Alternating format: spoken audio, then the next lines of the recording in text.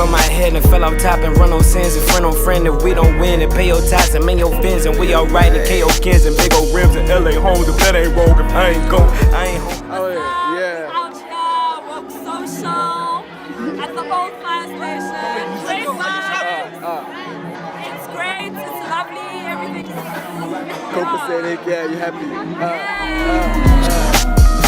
How many souls do you touch a day? How many hoes do you fuck a day? How many flow do your thought convey? How many know you can't walk away? Depending on the way I feel, I might kill everybody around me. Might heal everybody around me. How the wind blow, open your window, let the debris in. I can say I'm lesbian, but I'm a feminine presenting lesbian. It's not the same as a butch lesbian or, you know, all those binaries that we create within queer spaces. Within even butch lesbians, you'll get studs or soft studs or hard femmes. It gets crazy a little bit because you're trying to refine that label to an individual. You're taking a whole entire group, which we have somehow been problematic about because there's certain allegiances that we make. By saying I'm lesbian, you are kind of in a way denouncing the individuality and the fluidity of sexuality by allowing yourself to be so tightly constricted by one common label. I can say I'm lesbian and still hate on a bisexual, but our sexuality is the same, it's fluid. I can say I am bisexual and still hate on a transsexual, but it's the same, it's fluid. All these labels that come about came from a single individual that said, hey, lesbian doesn't actually fit me because I like boys and I like girls.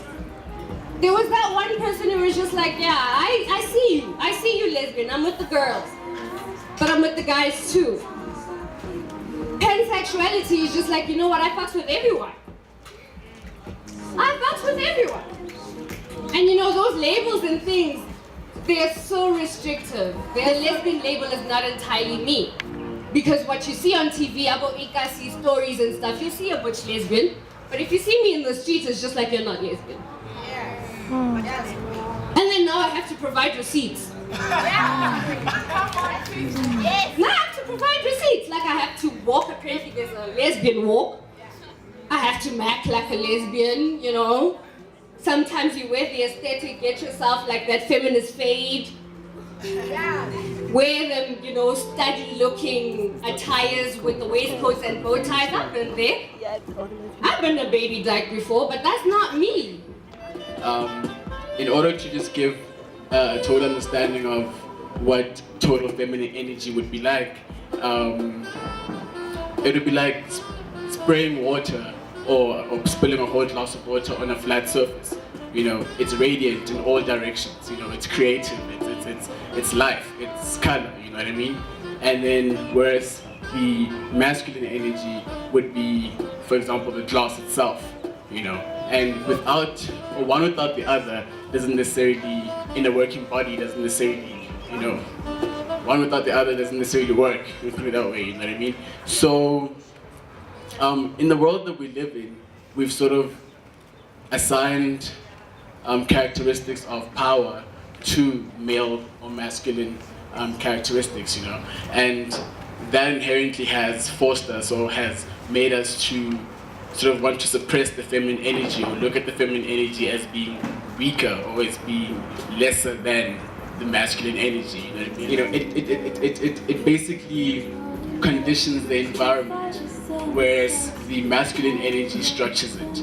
You know, and in the society that we live in, that would be your artists, for example. You know what I mean? Whereas your masculine energy people would be people who are more career oriented and, you know, driven and all that, you know. And like I said, every individual has both sides, you know.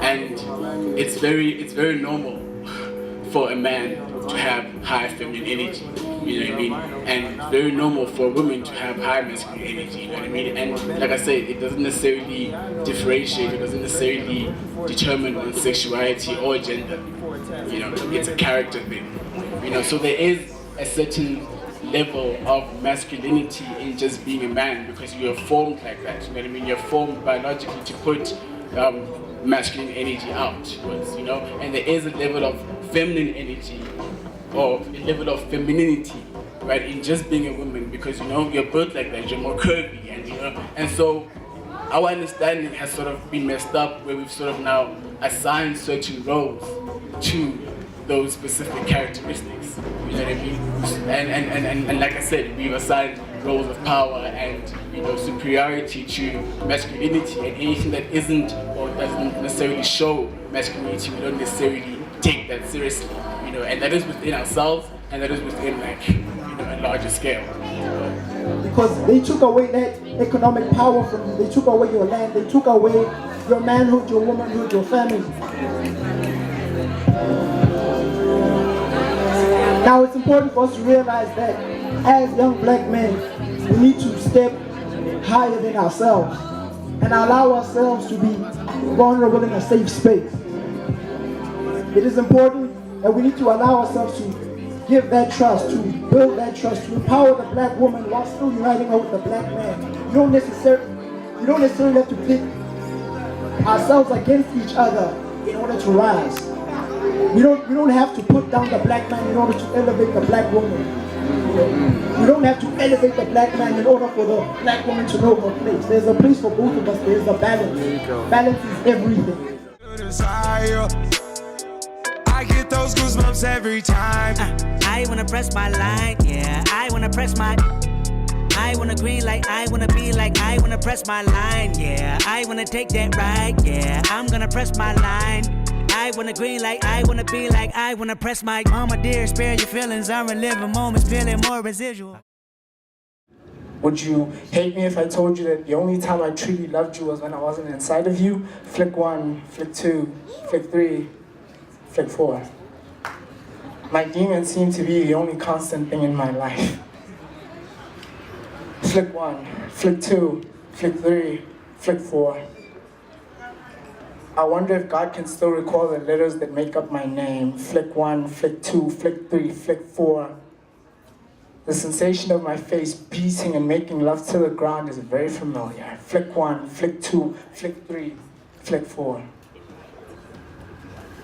Help me. Please help me. Just hold me.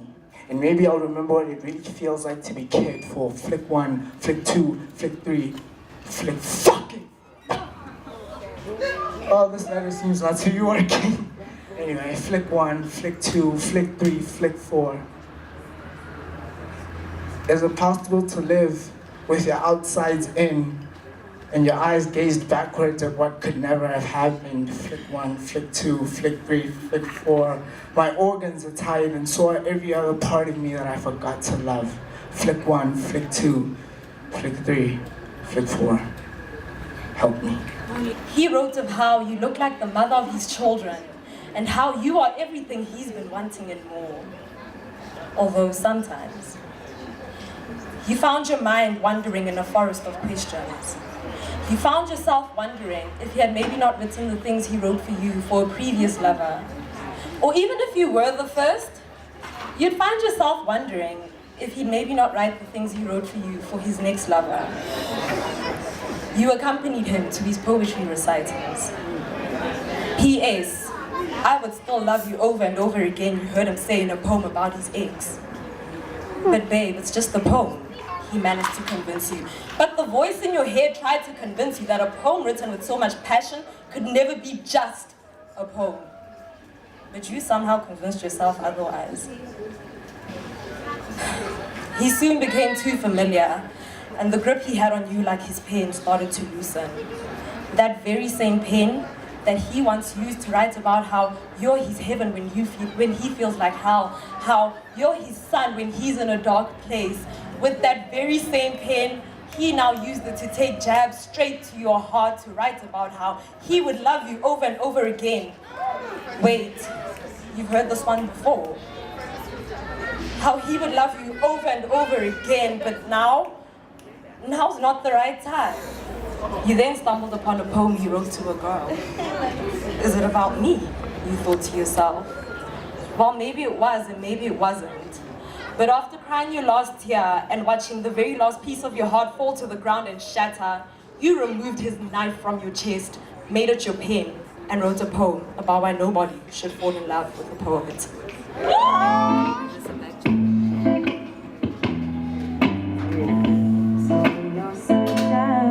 she's gone.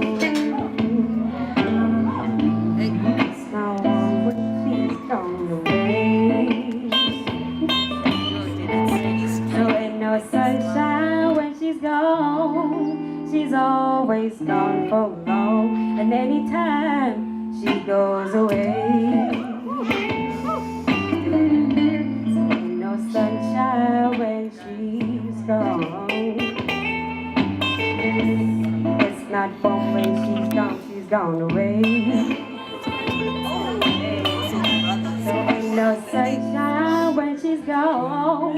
She's always gone for long. And anytime she goes away.